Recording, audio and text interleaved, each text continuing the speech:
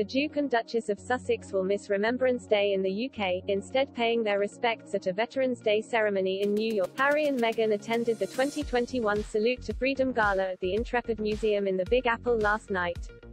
Harry wore his military medals and the Cross of the Knight Commander of Royal Victorian Order, while Meghan wore a red gown, and both adorned their outfits with a poppy. The Duke presented Intrepid Valor Awards to 5 military personnel living with the invisible wounds of war.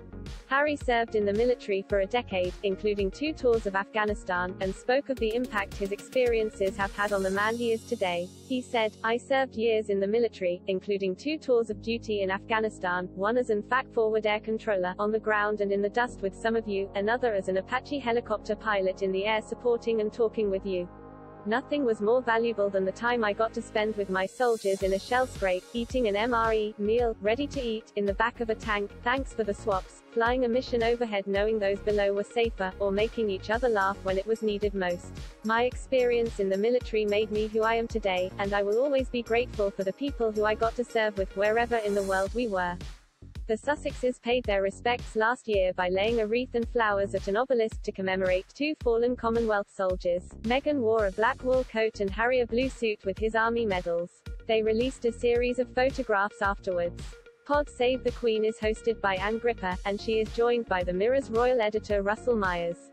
Ms. Gripper read out listener comments which branded the photographs staged and cringeworthy. Others, however, defended the Sussexes, saying it was appropriate and respectful given that Harry is a veteran himself.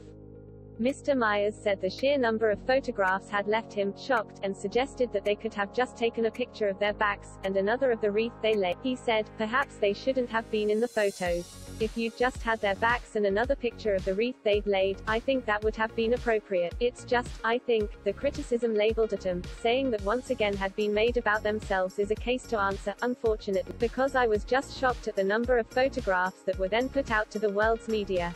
Former Good Morning Britain host Piers Morgan labelled the images a distasteful PR stunt at the time.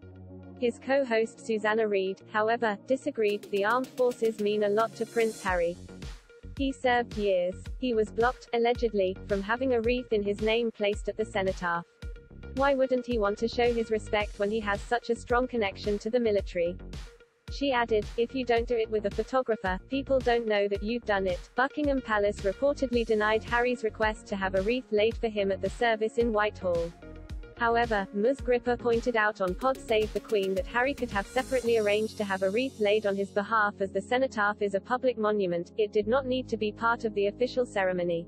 She said, "The cenotaph is there, it's on a public road, after the official ceremonies happen, people can lay wreath." She added, "If he wanted to leave a wreath and pay a private respect, he could have done so, but it didn't need to be as part of that ceremony. While coronavirus restrictions at the time would have made it difficult for Harry to attend, he could have asked someone to lay one for him in his absence."